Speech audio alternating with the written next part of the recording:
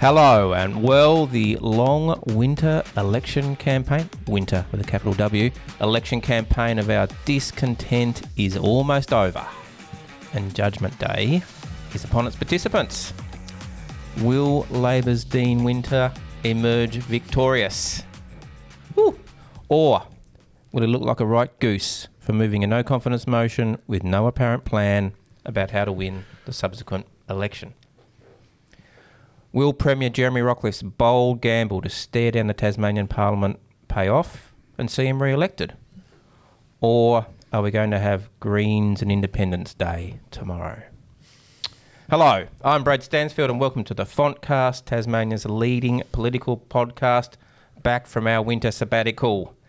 Joining me today to review the election campaign and boldly predict the answers to these questions are the Mercury's chief political reporter, David Killick. Hello, David. Great to be back. And joining us all the way from Launceston on the telephone, Alex AJ Johnston. Good morning. Yes, I'm totally addicted to bass, so it's been a hell of a campaign. All right. Sadly, for all those hundreds of Beecher fans out there, hello, Jennifer and Scott. You're just going to have to imagine his contribution today because he's currently enjoying the green hills of an Irish summer. That's right, yeah. Before we get going, just a few disclaimers and declarations.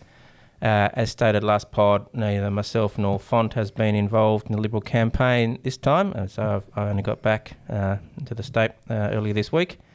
However, as is now, thanks Libs, a matter of public record, EMRS, of which I am a part owner, was engaged or has been engaged to do the Liberal Party's track polling this campaign.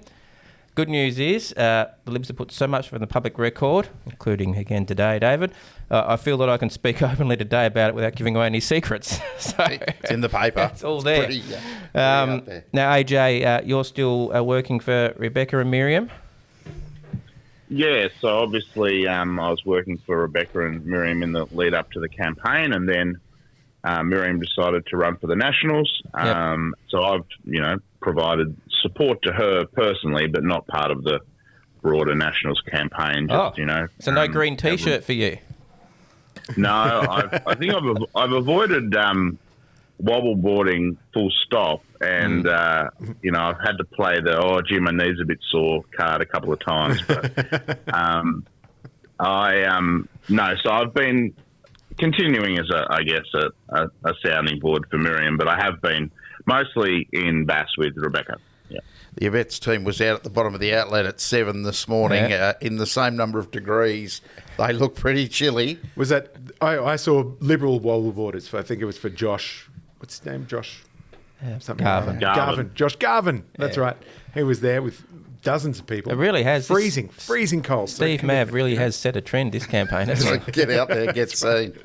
It's everywhere. And not everyone's a fan. Brent Costello, sports media superstar, I think he made a bid for the Road Safety Advisory Council job by saying that it should be banned in dangerous spots. So, what's to ban Tasmania's favourite spectator sport? Politics. Does anybody who's undecided, they drive along and they see people waving wobble? I'm going to vote for them. That's it. Well, look, I mean, decided. It's all about visibility, I suppose, and with so many candidates running, you've got to try and cut through whichever way you can. But yeah, they're everywhere this campaign.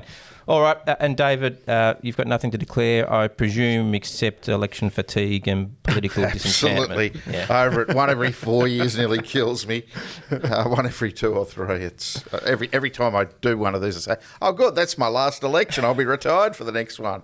Probably got another 3 to do. Anyway, federal and state in 1 year's been great. It has been fantastic.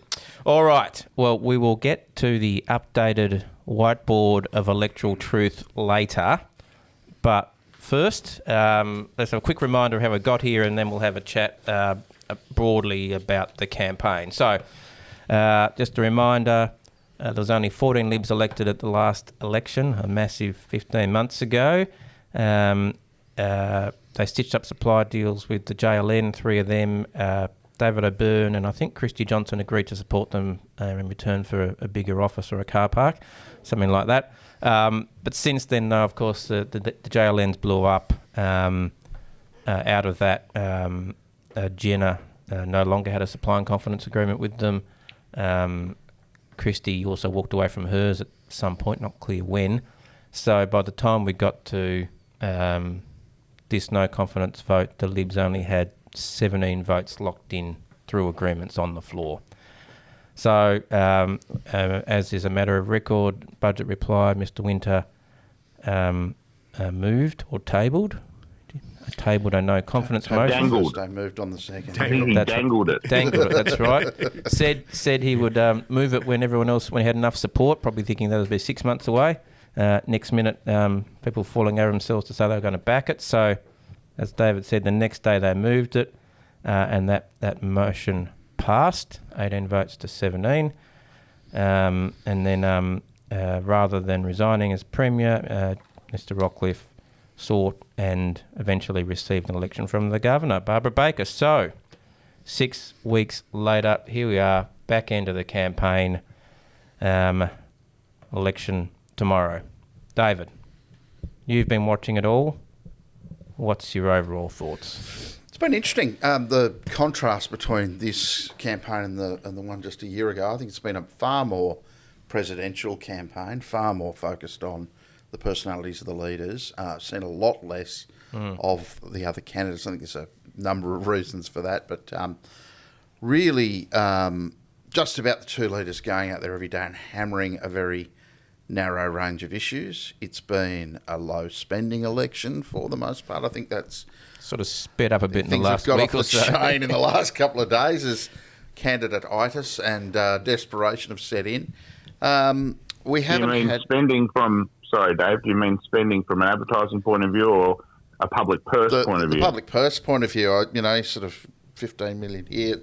The issue that we've had, our structural issue is that, every time we have an election, we add about 1.5 billion to the budget in promises over the forward estimates. So that's one of the things that's killing us. But it seems to have been a lot lower spending. We haven't had, because of the speed of it, I think we've lacked for the diversity of independent candidates I think we otherwise would have had. And I think they've sort of struggled to get things across. I know we're going to talk about the qualities of the campaign, but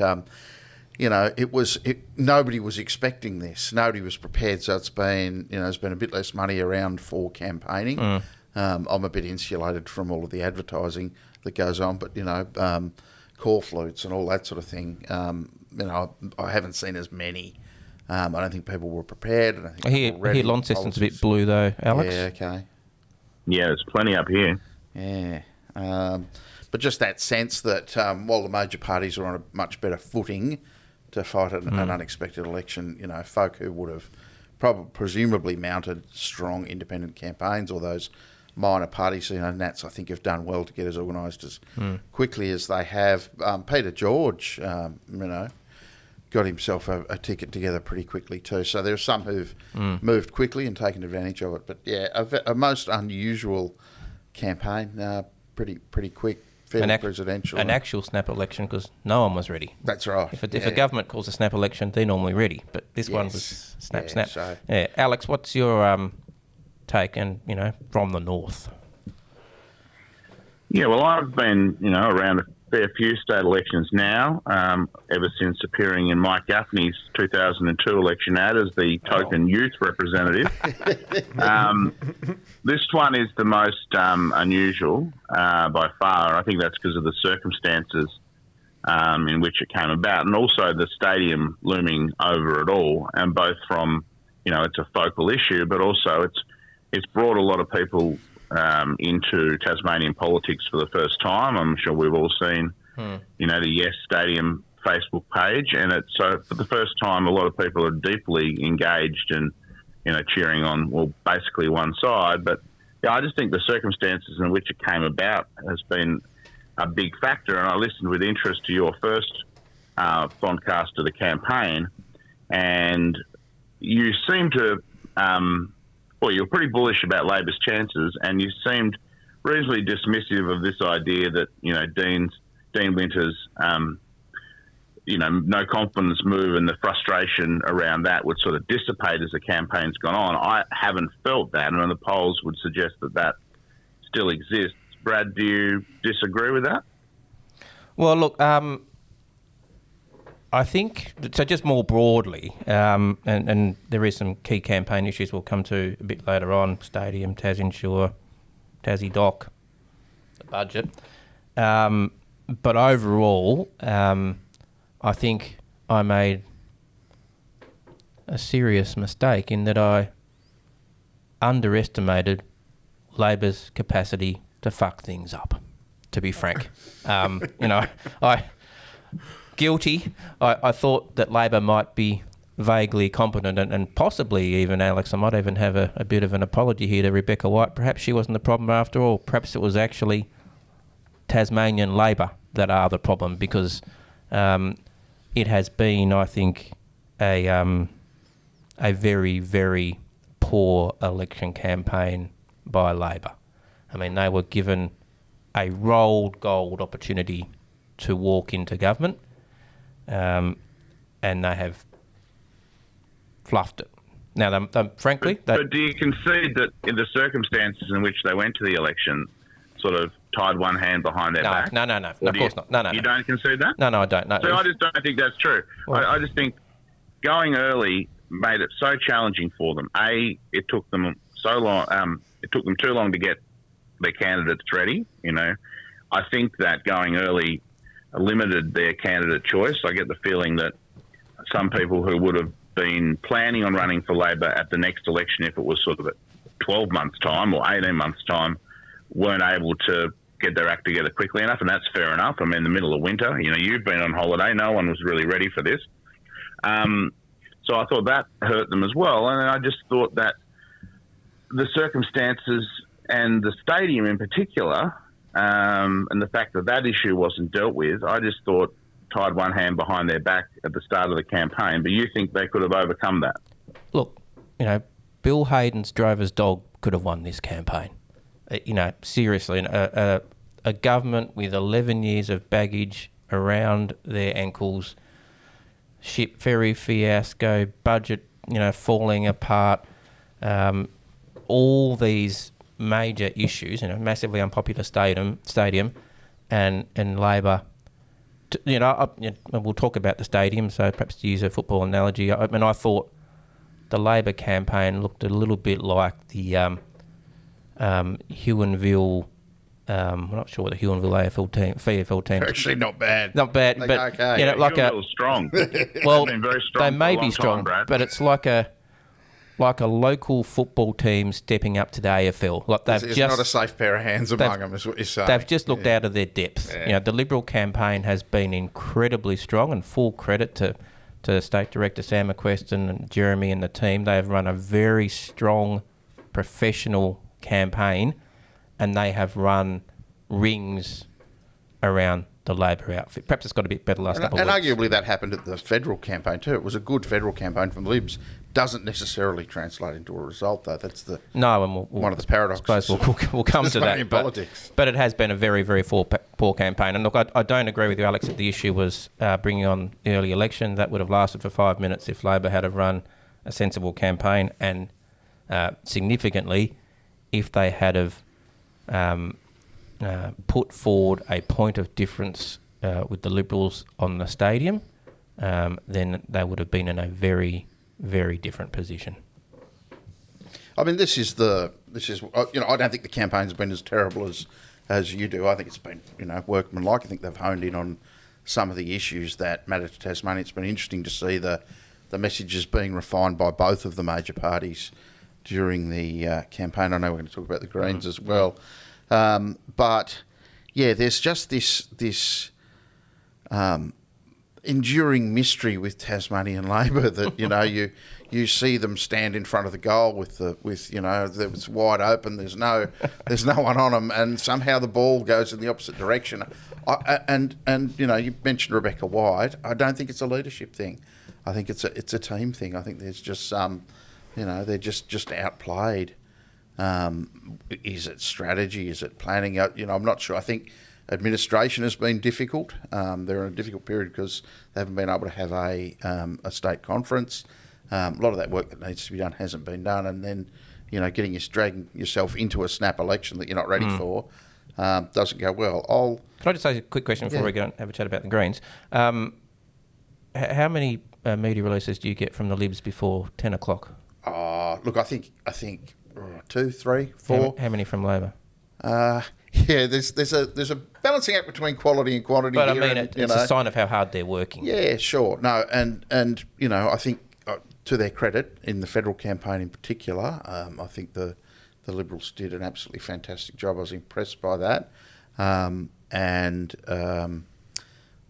take your point on the state campaign. Keep in mind also that the Liberals have the benefit of a lot more resources. There's a lot of people who have either taken leave from their government jobs or taken shadow leave from their government jobs, or maybe not even taken leave, who are contributing to the campaign. So incumbency comes with a benefit, and one of that is you've got a lot of very well-motivated, experienced people around to smash out media releases, for example.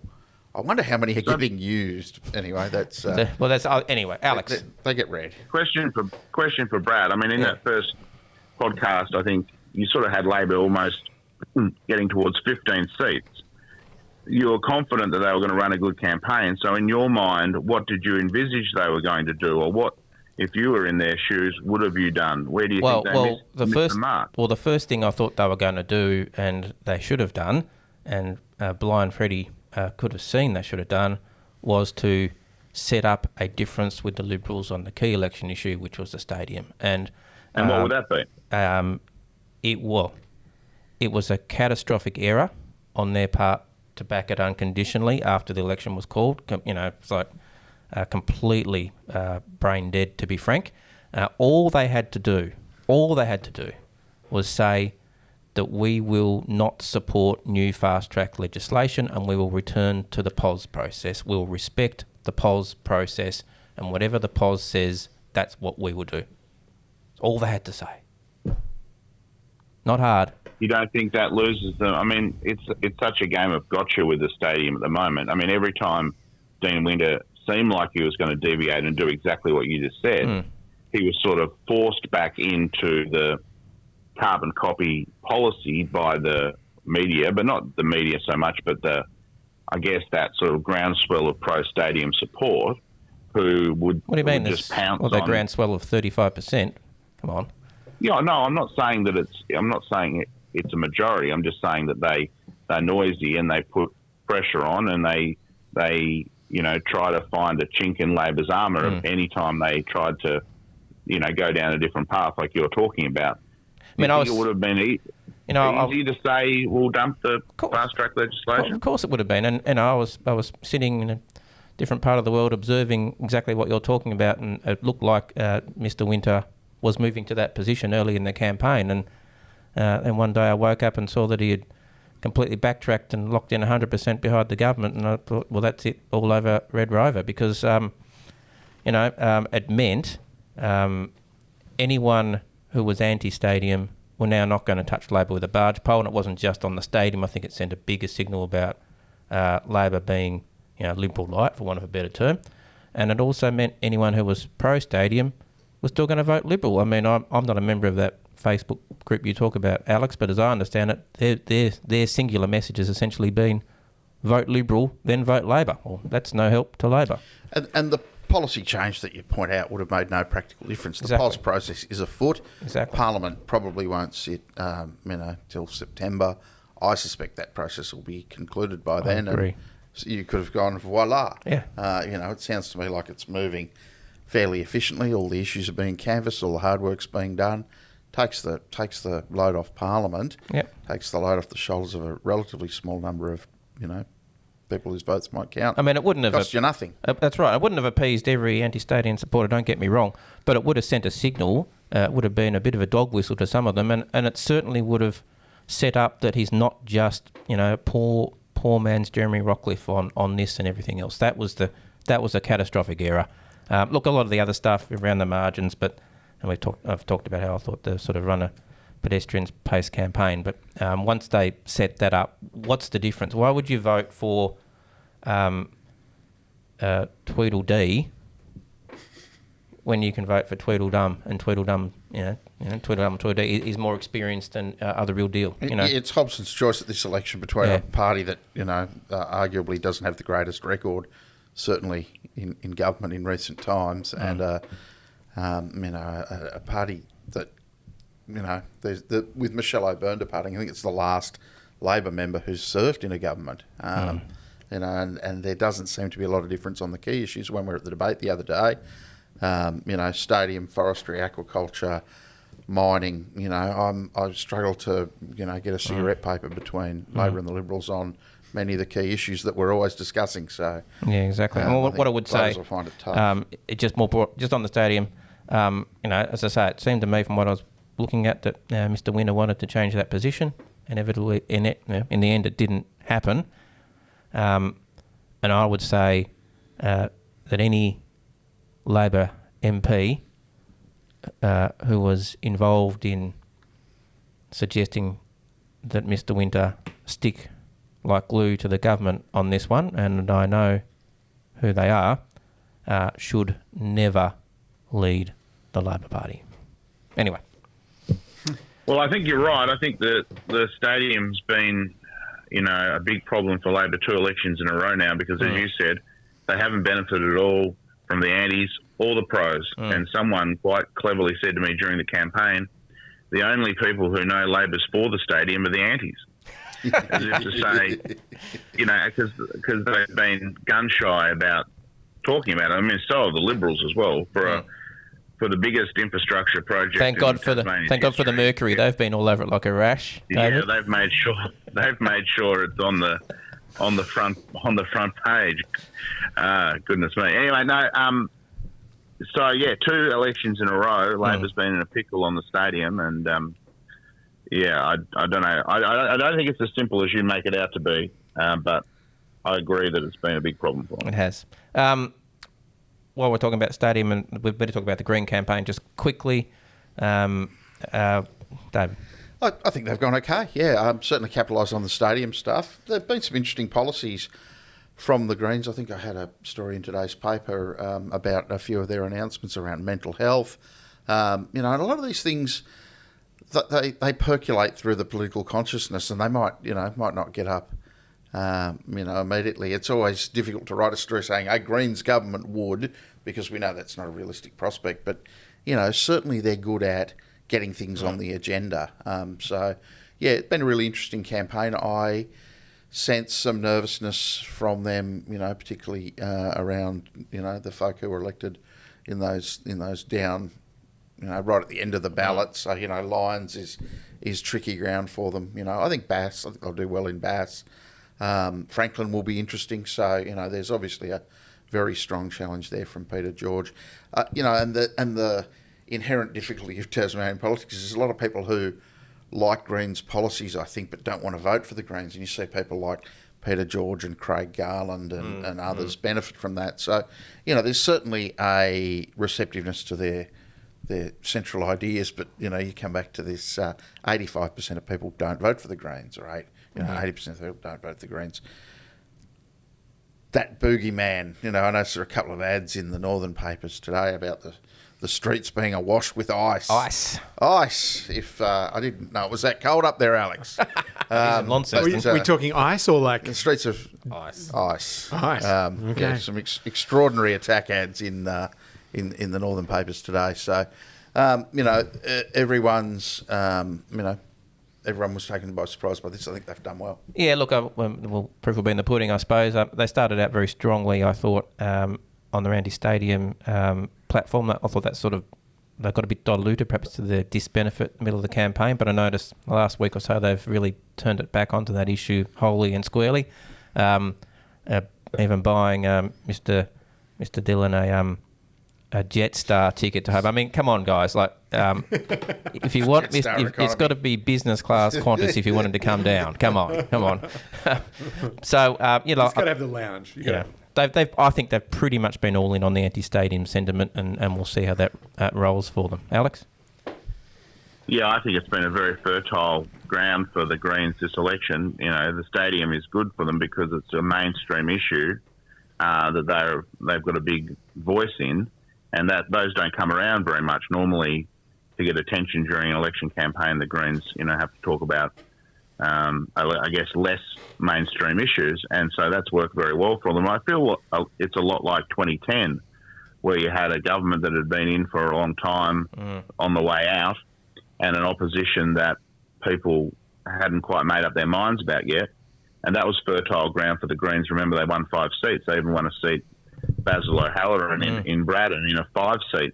So, I think that shows that they'll be very competitive in Braddon in a 7-seat scenario. So I think it'll be a strong election for the Greens, and I think also their personnel is good from a point of view that, there are plenty of people that will never vote for the Greens, and they still attract those tired old lines from the major parties, but they don't really have people that are as polarising as maybe some of their representatives interstate, who find themselves in the middle of culture wars much more. They're all, fairly grassrootsy politicians, and I think they'll have a strong strong election. All right. David, you wanted to say something there? Oh, no, it's just been interesting when you look at the Greens and the, I guess the left independent candidates. It's been really interesting just over the last few years to see that development. What I feel is missing from this election campaign is what was there last campaign was the the very strong Lambie network push. We just don't seem to have that right, that corresponding wealth of candidates from the right side of politics. People, but the Nationals are having a crack. You're saying Lambie's from the right? It's debatable. Yeah, well, as it turns out, picking the ideological bent of Lambie candidates is probably. I'm sort of looking. I sense that there's a balance in all things, and when you've got a very healthy, vigorous, left of centre political culture as we have in Tasmania, I feel like there's a gap in the market there. It's not being filled by One Nation. I sense it's not the Nationals. That I don't want to vote for Labor protest vote. That's perhaps anti-Liberal. I just don't know where that's going to go. This election is going to be very interesting. To the Liberals' advantage. I suspect so too. Yeah. All right. Straight to the Nationals. Yeah, that's it. Let's see. A few other campaign issues I think we should canvass. Taz Insure. Alex, have you got your house insurance lined up to change? Well, I did take a photo under the Taz Insure banner the other night in Launceston. The office doesn't look overly busy at the moment, but I'm sure that'll ramp up post-election. But, my gut feeling was that the Taz Insure announcement didn't go overly well. It sort of came from left field, and there was a little bit of a whiff of desperation, I guess. But then the more I thought about it, it is a genuine issue. There are a lot of people out there hurting with the cost of insurance. And it was backed in by some, I was at the tourism conference when the Premier talked about it, and the reception in the room was very good. So I think that, yes, the sceptics rolled their eyes, but it did identify a genuine issue, and it also probably distracted from talking about the stadium I think I was probably wrong. My gut reaction was, this will play into Labor's hands because it's a reminder maybe of a government out of ideas, but I don't think it was a big net loser in the end. What do you think? Before I just go to David, I should just say for our many interstate viewers, so the government announced in this campaign they're going to establish a state-owned insurance company called Taz Insure, which is going to offer premiums, I think, up 20-25% lower than the market rate, David. So Economic miracle. Clearly, that's got a few people talking, David. Yeah, look, I'm going to walk both sides of the street on this. No. Because I can. I'm always complaining there's a lack of bold policy ideas. So, you've got to welcome it on that front. It came out of left field. It was clearly, it had been thought about. I'll circle back on that. But one of my criticisms of our again political culture here is that there's sometimes a fear of embracing bold political ideas, and the stadium with Labor, perhaps pokies was an example of a bold political idea that, probably would have had popular support if executed, more strategically. But coming back to Taz Insure, it just seems so bonkers for a government that is having difficulties in the GBE space to suggest that it can go to the casino that is the world reinsurance market, put $2 or $3 billion on Black 19 and win. I suspect if it had filled those gaps that we have, I don't see why we want the government in the business of competing with the RACT, for example, and other private insurers. But there's clearly gaps in the market around business insurance, around community events. That might actually, you could mount a pretty strong case for that. But sort of ranks late on the day. Government could just change some of the laws and regulations around those things. For example, there might be some legislative reform around compensation, insurance caps, and those sorts of things. So bold policy idea. I think one of my would it be another government business enterprise? Yes. Okay, good, because we need more of those. Campaign. What is it? Campaign in poetry, govern in prose. So it might be something that should the Liberals be back in power, that can be refined and explored in a way that doesn't. I'm sure bankrupt Ruth Forrest is currently sitting very expectantly and excitedly to see that legislation. Look, I would say, and to be clear, this was the first I'd heard of this, and I've been around the party for some time, was when it was announced. And I would say, as a Liberal, shocking policy. Like as you've outlined, Sam, I believe in small government, not big government. I believe in the private sector, not the government sector. So, shocking policy. And, perhaps the upper house might stop it happening. But I think very, very good politics. Very, very good politics. As our sometimes contributor Jack Milroy says, and I think he's right, election campaigns are increasingly a contest for space and for airtime. And that announcement dominated week 3 of the campaign, absolutely for a whole week. That was the week, according to the publicly released EMRS polling, that the Liberal vote started to lift significantly. And it has been around the campaign ever since that point. Jeremy in his Taz Insure jacket, whatnot, it really has dominated that space. The other thing, as I understand it, Alex, and it hasn't been tested by EMRS, to be clear, but I understand that some other testing that's been done does show that it has strong majority support in the community. So there you go. What did people make of Paul Lennon's intervention? Alex? Well, I'm not sure how helpful it was. I think the Labor leader was trying to put a bit of space between him and Paul Lennon. So, but it obviously did highlight how much of not thought bubble's the wrong word, but how hastily things were pulled together, that you didn't, cross your I's and dot your T's, pardon the mistake there. On purpose. But, I was wondering whether David made a little error there on purpose as well, because 19 on the roulette wheel is a red number, not a black I knew number, you'd so get me on that. I saw that coming a mile off. I wouldn't advise betting on 19 black because it doesn't exist. But anyway, it was funny. For Paul Lennon to undermine, like you said, their biggest policy of the campaign, I thought was funny, but it also was a bit silly. Both sides, the Liberals did the same to the Tassie Doc idea. You click on Tassie Doc and it's a Liberal policy page. So I thought that was probably the low point of the campaign from a mature debate point of view. But it certainly reminded people of the link between Paul Lennon and Dean Winter. And there was a rumour, and look, I had it from a reasonably good source, that when the Prime Minister came down, he might have suggested to the opposition leader that he put a bit of space between him and the Mac 2.0 project. Right. Because, of course, at the very start of things, that was still an option. The Labor made it clear that they supported the legislation to allow the stadium to go ahead, but they certainly didn't take 2.0 off the table initially, and then I think as the election campaign's gone on, it's faded even more into the background. So yeah, look, I mean, Paul Lennon's ongoing place in Tasmanian politics is entertaining. It is, and look, I agree with you. I thought it was probably on balance unhelpful.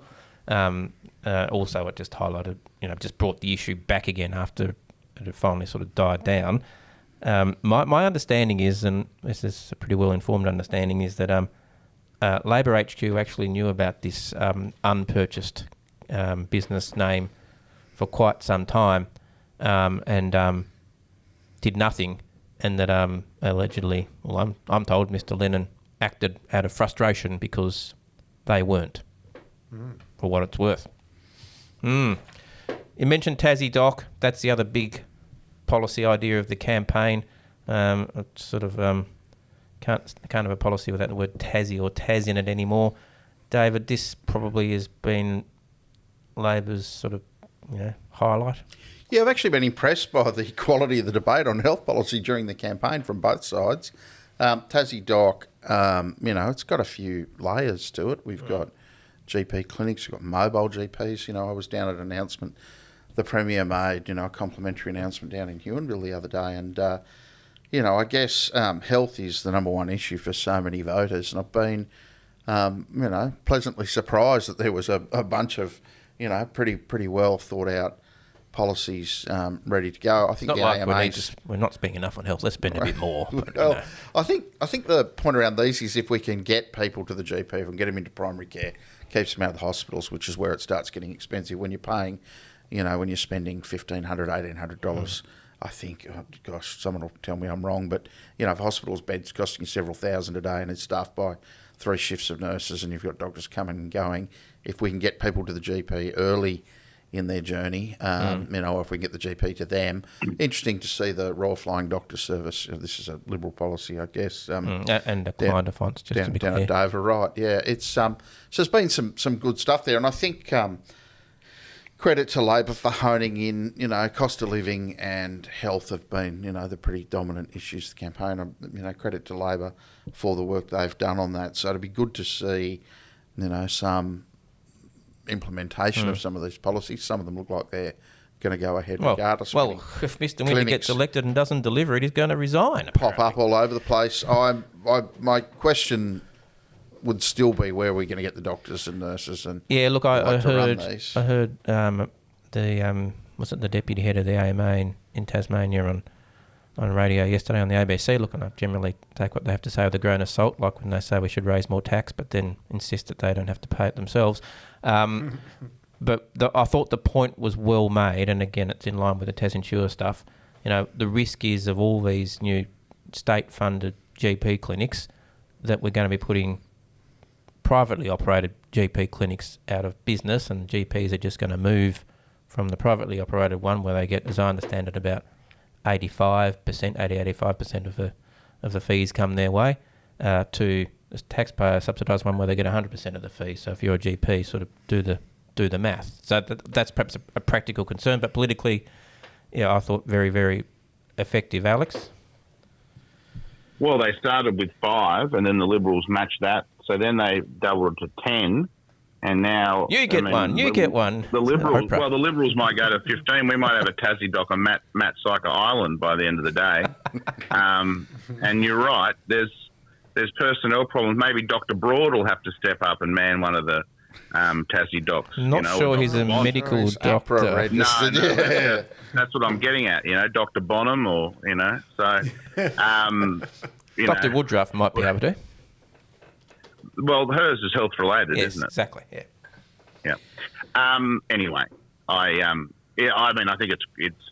I agree with David. The quality of the health debate's been good, and especially talking about preventative health and trying to keep people out of hospitals. I think it's actually credit to both sides. They've had a pretty good debate on the health stuff, and hopefully it makes a big difference. Obviously, there's big challenges, but if anything good can come out of this election campaign that no one wanted, maybe it's a better way forward when it comes to preventative health. Well, I'm just a bit worried about how it's all going to be paid for, including all those health promises on both sides, which nicely segues into the last topic I want to talk about, David, the budget. Is it going to be fixed as a result of this election? Gracious. No. The short answer to that is no. The trajectory that we're on, there's been no. Well, I think Greens put out a fairly detailed budget repair plan. Everyone insists that they're, the campaign's been quite restrained. So credit to everyone for that. There is no existing plan to reverse the trajectory that we're on that I'm aware of. What about Guy's pathway to surplus? I don't believe there is a pathway to surplus. I mean, it's invisible. It is not made out in the document. We're heading in the wrong direction. Some action is going to need to be taken. The sooner it's taken, the better. We can't wait 5 or 6 years. My standing prediction. Hopefully I'll be distant from the jurisdiction, or at least forgotten by then. But, around never forgotten. 2035, 36, this state's heading for a very serious financial reckoning. We need to do something now. We need to rein in the deficit budgets. We need to, if not get rid of the debt, and it's probably not possible, but at least get it on a sustainable footing. We're ripe for amalgamation, administration, or takeover if we don't do this. It's an existential crisis for this state. So no one's got a plan. So, Libs essentially just said, we've announced our plan. It's the budget that got voted down in the Parliament. That's our plan. Not convinced by Labor's $1 billion of $1 billion of savings. Just think there's been a lack of detail. I'd like to. We've heard from the economists. There's a limited number of ways out of this. You raise taxes, you increase revenue, or you cut spending. We're probably going to have to do a combination of the three. The last time we were in this position, global financial crisis, we all know what happened. It wasn't pretty. It's never pretty. It's not going to be prettier, and the longer you leave it, the worse and the harder it is. Alex. Yeah, we've got a big problem. And as Saul Eslake says, elections have been very bad for the budget. Just because there's an election doesn't mean we need to spend a whole heap of new money. And David says that they're more restrained this campaign. Well, that's true, but only in comparison to where, they've spent in previous campaigns. How ridiculous would it be that 15 months into the term of any other government, that suddenly both sides announced all this fresh spending? You'd be laughed out of town, but, because it's an election campaign, suddenly that's okay. This one has been a little bit more sensible, but only because, they were forced into it by the sheer state of the debt. But the previous campaign was ridiculous in terms of, one-upmanship. So, I think elections are terrible news for the budget. The interest rates we're going to be paying astronomical. Imagine what we could do with that spare $600 or $700 million every year. They've talked a lot about the budget, but it hasn't really been a serious campaign in terms of making those decisions that are going to hurt people, because election campaigns are not conducive to that. You're not going to go out and make your media announcement for the day, we're going to save, $300,000 by cutting this service we don't need anymore. So I think bad news election campaigns when it comes to budget repair, and heaven help whoever's the treasurer next week. Well, will it be Guy if the Libs get back? Has anyone seen him? No. Yeah, look, I thought Labor started well. I thought in terms of budget management early in the campaign, they got the TCCI out endorsing them, which I thought was a bit of a coup, and I reckon would have had a few people swearing down at Liberal HQ. But then almost at the same second, they started pissing money against the wall on sports vouchers and car rego, none of which would have shifted a single vote. So they completely mixed their messages, and I haven't heard about Labor and budget management for the last few weeks. So I think they tried and obviously found it too hard. I actually wonder, David, you might know this, I haven't seen costings, spending from either side. Like, how much has actually been spent? I think things have been thrown up on the Treasury website. I think there's a couple of civil society groups running election trackers. I think Taz has got one. I've been meaning to have a look at the cost totals. I've been a bit flat out to I haven't tally up everyone. I think the TCCI might have been running one as well.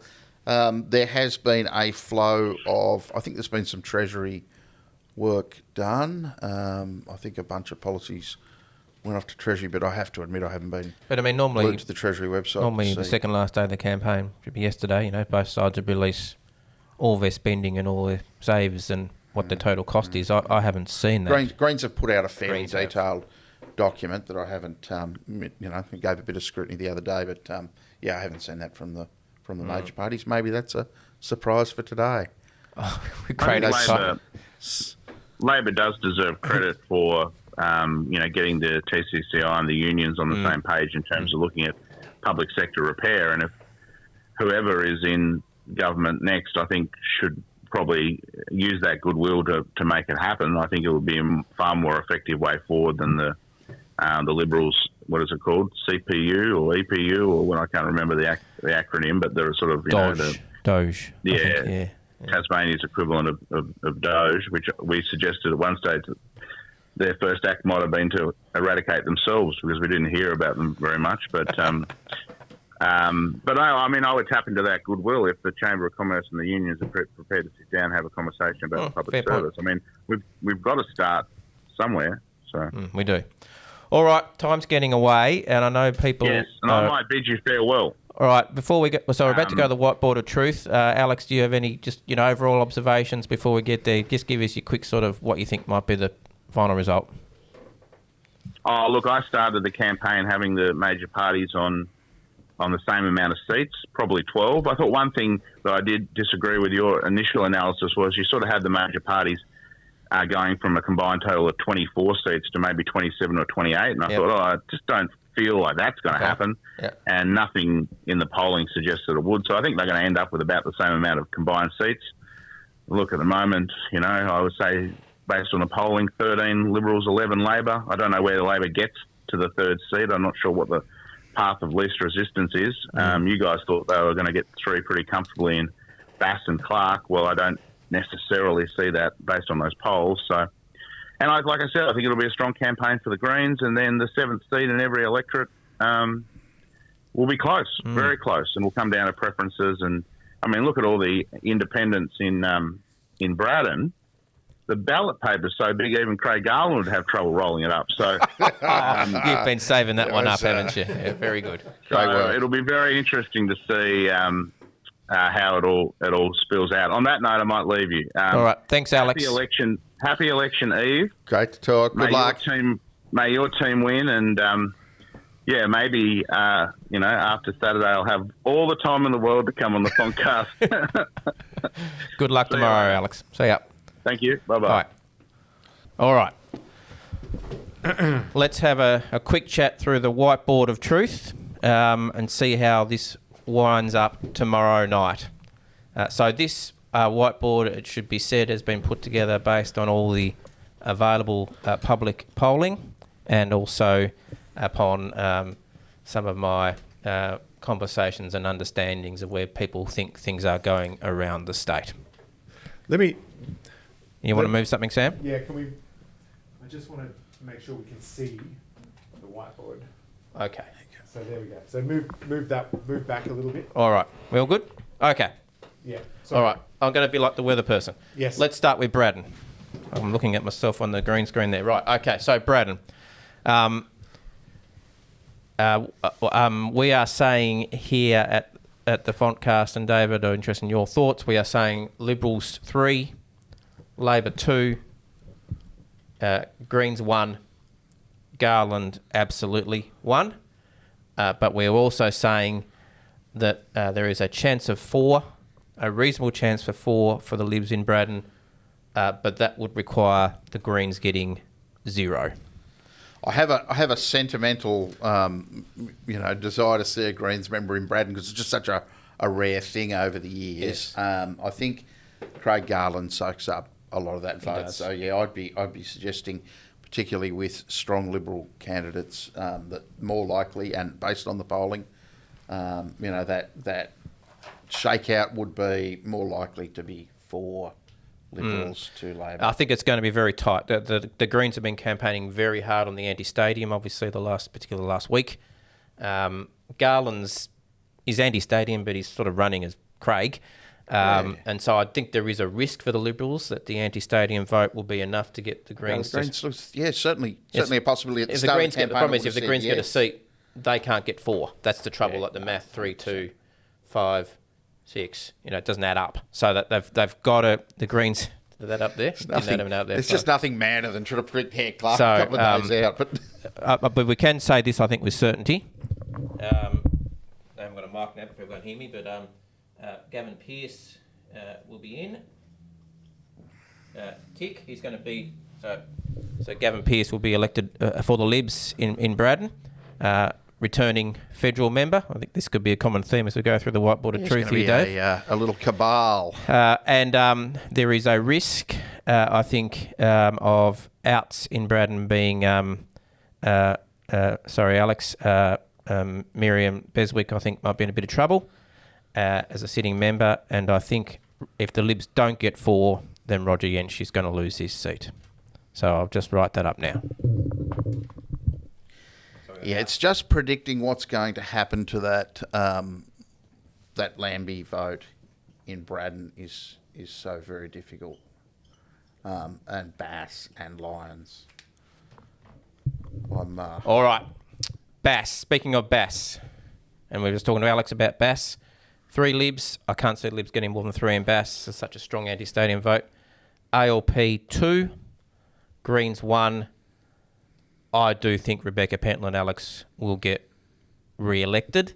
But the 7th seat, which is her seat, nominally, I think will be a contest between herself and if the ALP can sneak a high enough vote, they might sneak 3. I think it's unlikely, but possible. Yeah, I think the absence of Michelle O'Byrne is going to make it more difficult for Labor in Bass.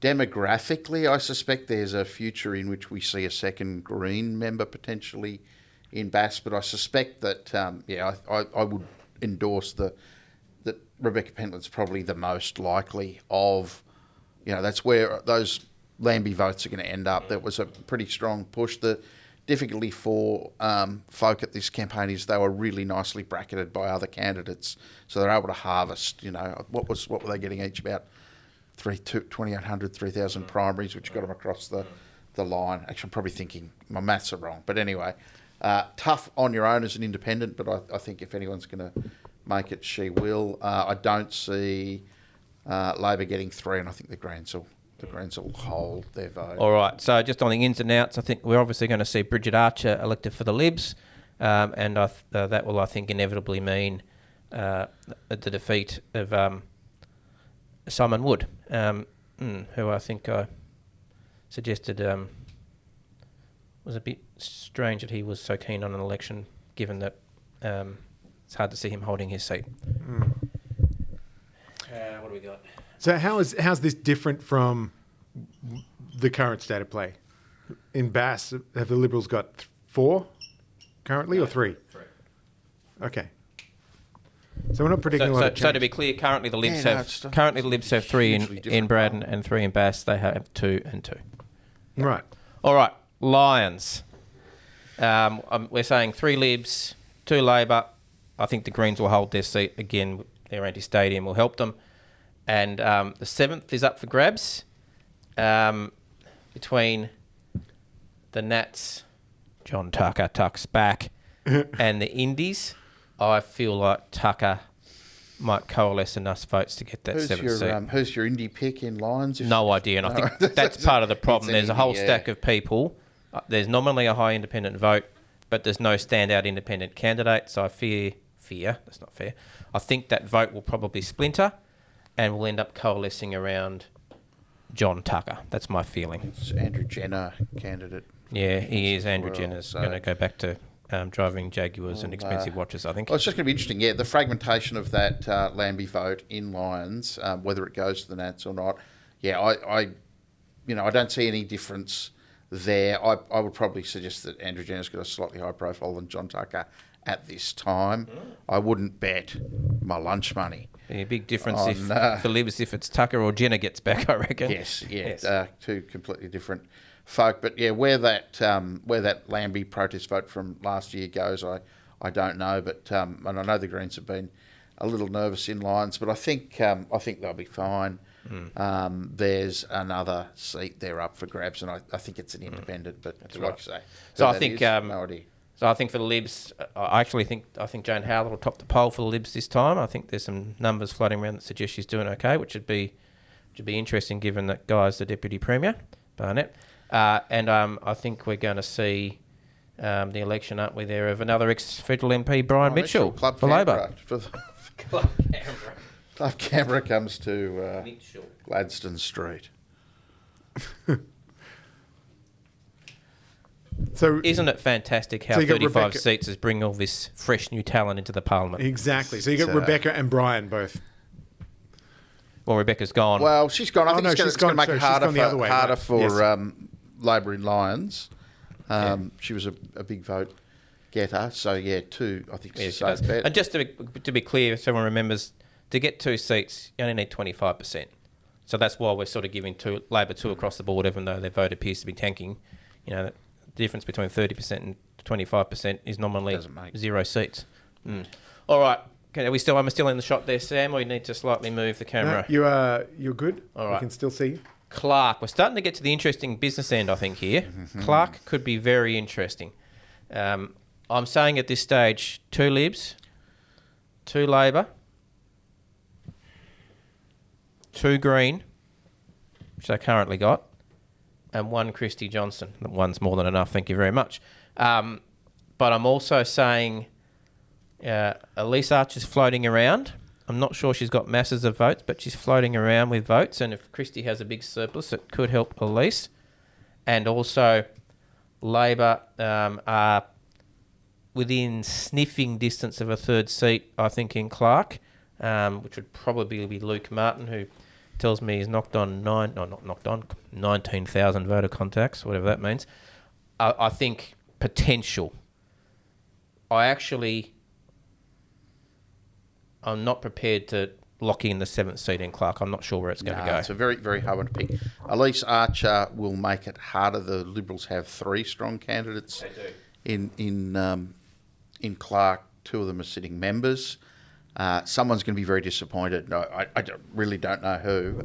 Well, I think Marcus Vermey is going to be elected. Right. Okay. But I don't know which one of Mr. Barakis and Ms. Ogilvie are going to miss out. It's going to be a tough day for somebody. I think Labor 2 would be my bet. I think Christy Johnston's back, and I think the Greens will hold 2. So I'm not sure. It'll be very interesting to see how Elise Archer goes. I think she's got that very strong grassroots support. Everyone knows her.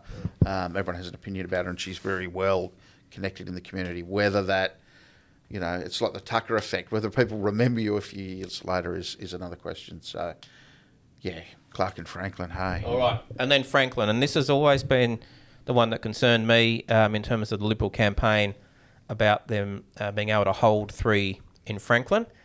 I think they're going to give it a real crack. I think they have given it a real crack. I've seen more Erica Betts ads and wobble boarding than I would care to see in a lifetime.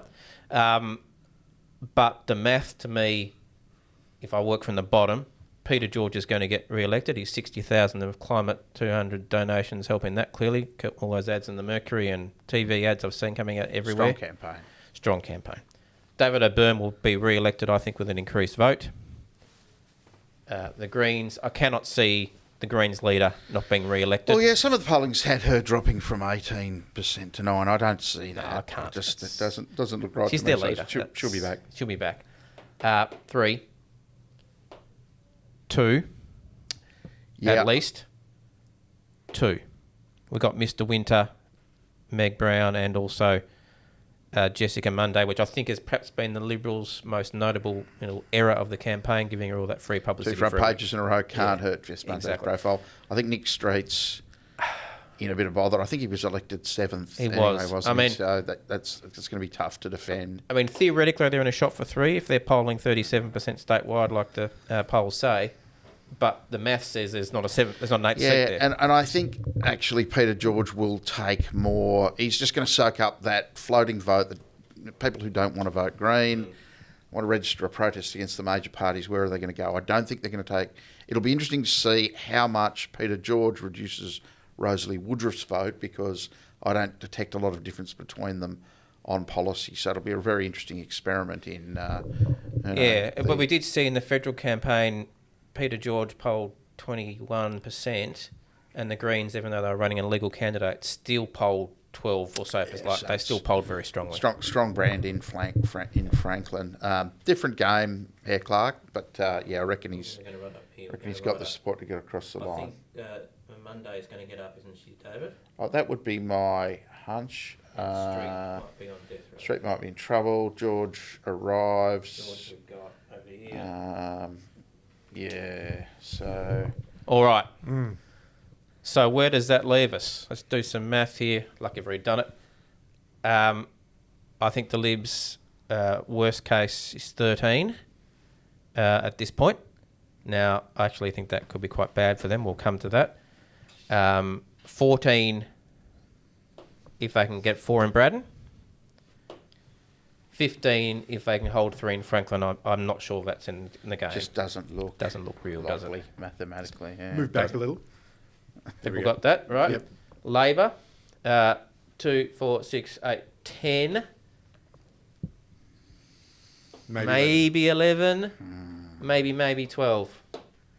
I think we're looking at 10 here, boys. Very optimistic based on the primary voting intention polls that we've seen and the trend in the MRS. Yes.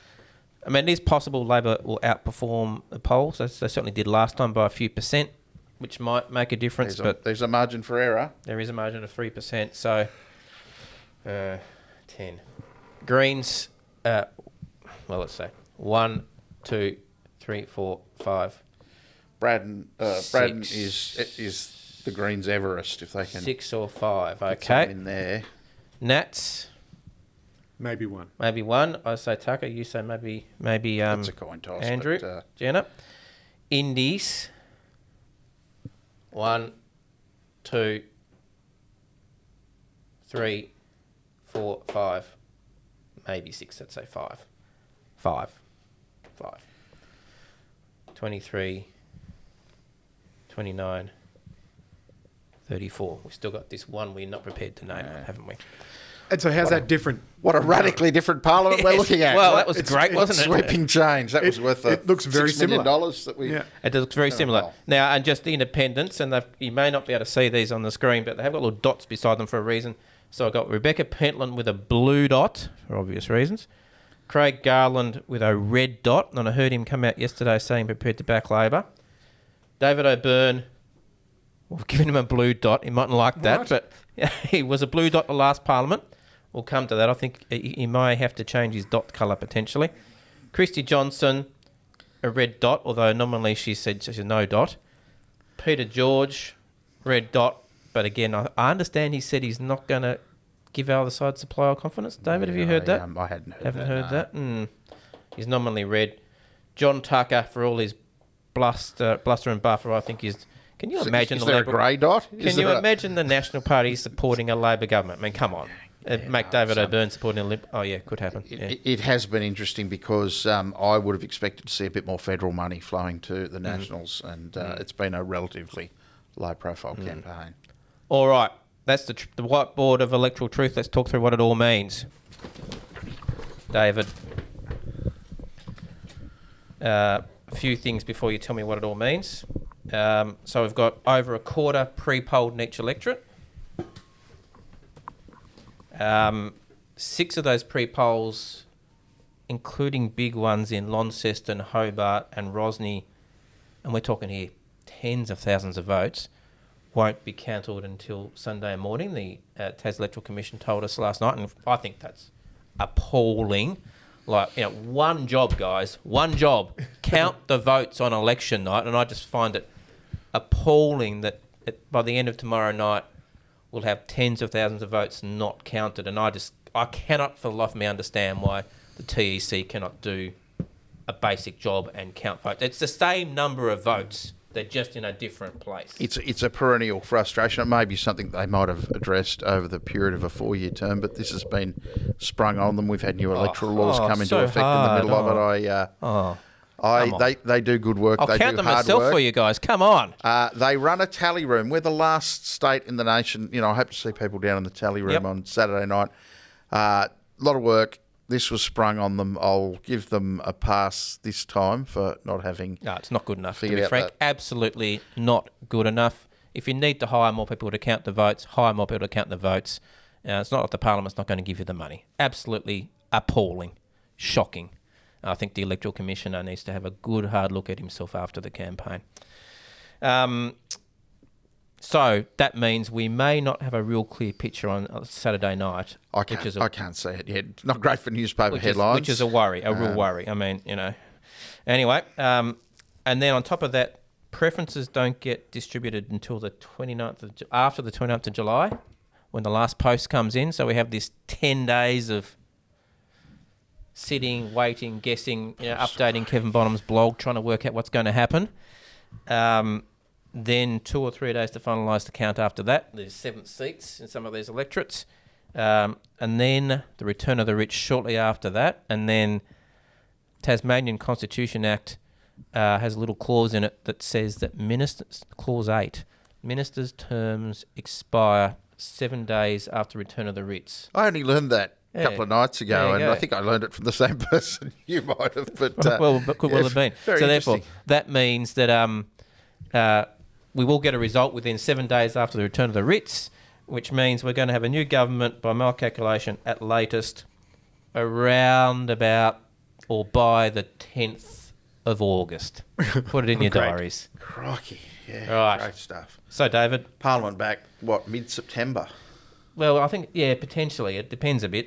So it seems clear from all that primary vote, Libs are going to easily win the primary vote. They're going to have the most seats, probably 3 or 4 more. Who's going to be the government? Look, you look at the dots, you count the dots, don't you? I mean, the Liberals have done well and did well to hang on last election. Labor didn't want it. I think if we end up in a situation that all the polls that the most reliable readings of community sentiment point to, that we have more Liberals than Labor, but a left-leaning parliament, a parliament where there are more people ideologically inclined to support a Labor government. 10, 16, there's more than and Labor doesn't, Labor has that moment they had in the last election where they don't seize the nettle and take power. What are they here for? This is the cross that Dean Winter has to bear. I know he says he's not going to do a deal with the Greens, and that's been articulated again and again and preyed on by the Libs as his weak point. At some point, that both major parties are going to have to recognise that with 35 seats, I know you've got strong opinions about that. We're going to see minority parliaments more and more.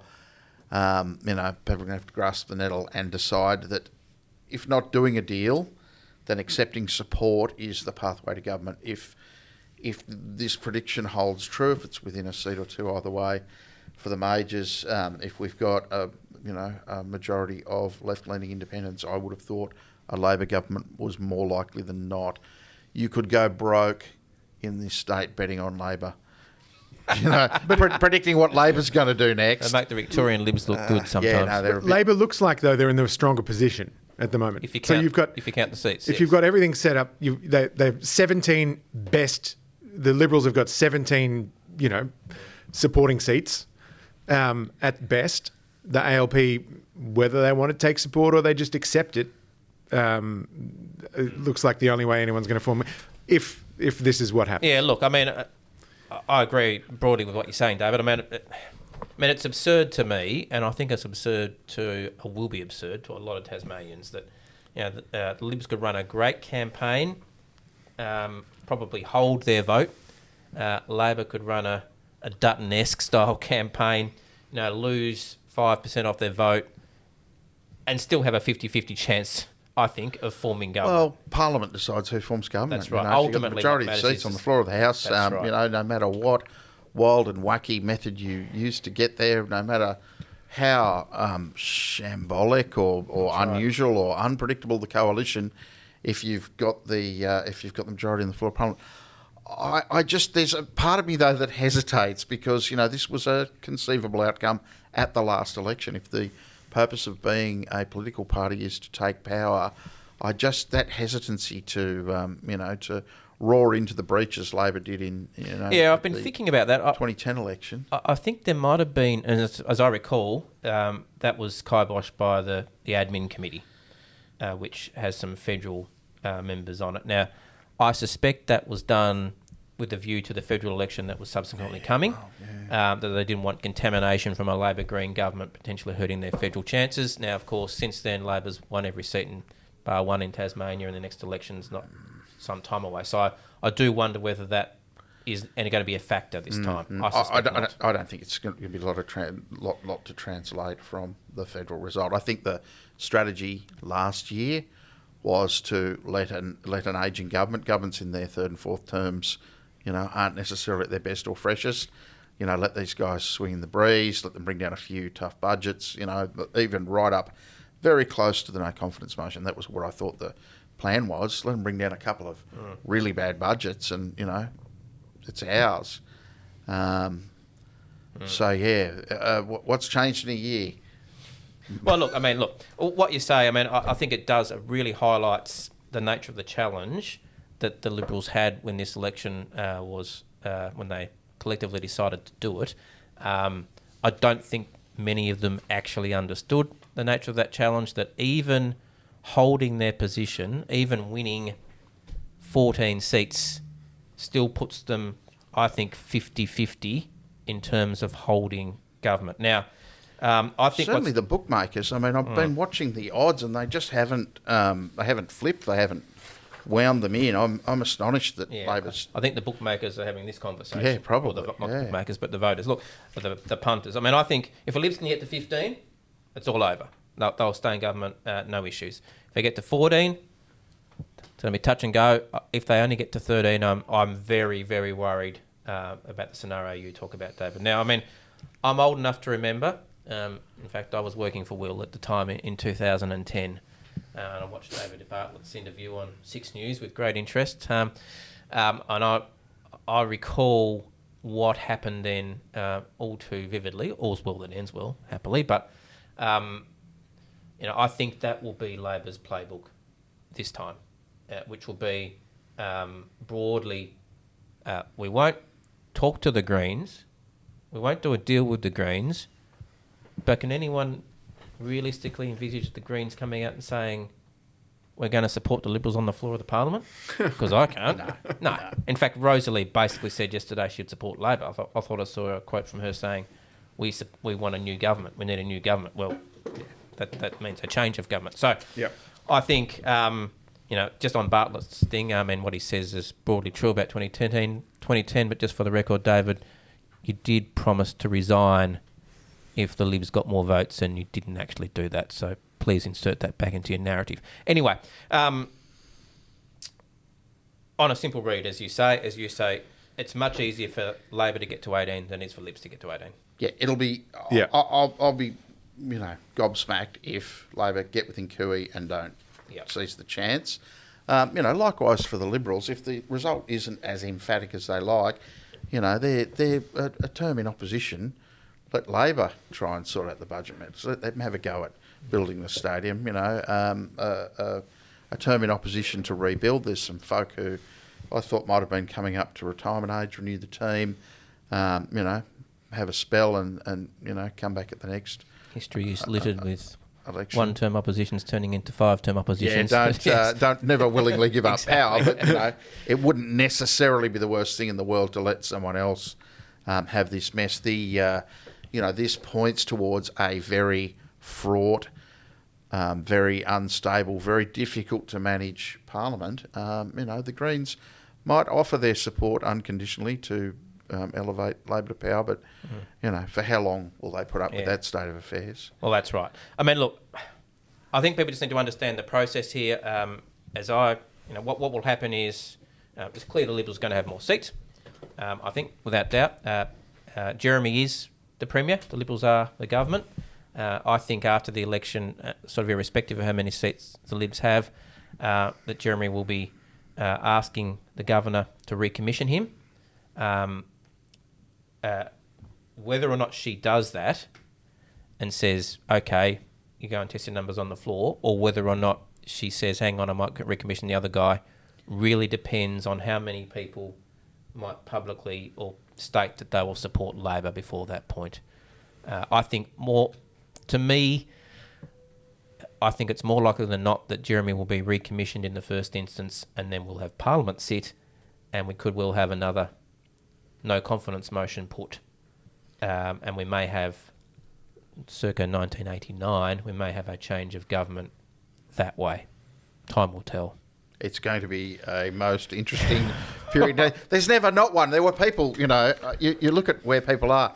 You went on holidays, there are people having babies, going through divorces. Everyone planned their leave. Everyone's spread far and wide. And my heart goes out to all those folk, Alex included, who, sort of made their career plans based on, maybe not a 4-year term, but, there's plenty of people who are waiting for the outcome of this election to find out whether they have a job, whether they can pay their mortgage. So, my heart goes out to them. Candidates, that's part of the game, and you accept that. Yep, but, there's a lot of stuff. So it's a really, we weren't expecting an election. The next bit's going to be, even more of a cliffhanger. Another great chapter in the loose and freewheeling Tasmanian political. It could well be mid-August almanac. Or later before we actually know who our governor, how our masters are. How exciting! It might be mid-September. We get a change of government. Well, it could be. Yeah. All right. Back to the polls in April. Well, I think we need to hang it up there. David, thanks for coming in. Great to be really here. Appreciate it. Thank you, Alex, for coming in. Good luck, Alex. Good luck. Look, we'll be back shortly after election to go through the results, or at least the election results. I'm not sure when that'll be, given the Electoral Commission apparently can't work past 11 o'clock on a Saturday night. But we'll do that when those numbers are clear. Fontcast is brought to you by Enterprise Marketing and Research Services, Tasmania's leading research provider. Have been certainly keeping the Mercury in business through the Liberals at this campaign, which is great. Don't forget, you can now catch us on our YouTube channel, Fontcast, which, Sam, I think people are starting to flock to. Yeah, it's going. Numbers are soaring. You're getting almost more than the audio podcast. So Yeah. Well, Fontcast is produced and directed by Sam Eichen from Eichen Media. And Sam, listeners want to know, how is your health? good. I'm still here, so everything's looking fine. Good. At the stage. Great news. That's very good to hear. That's still You look not. great. It's still not out of the woods. Yeah. Oh, well, that's encouraging. Thanks. Well, you're still in the woods. At the edge of the woods. Still- At the edge of the woods. It's no. You're looking okay. Thank you. All Yeah. right. Okay, so thanks everyone. Until next time, which may will be very soon, carry on.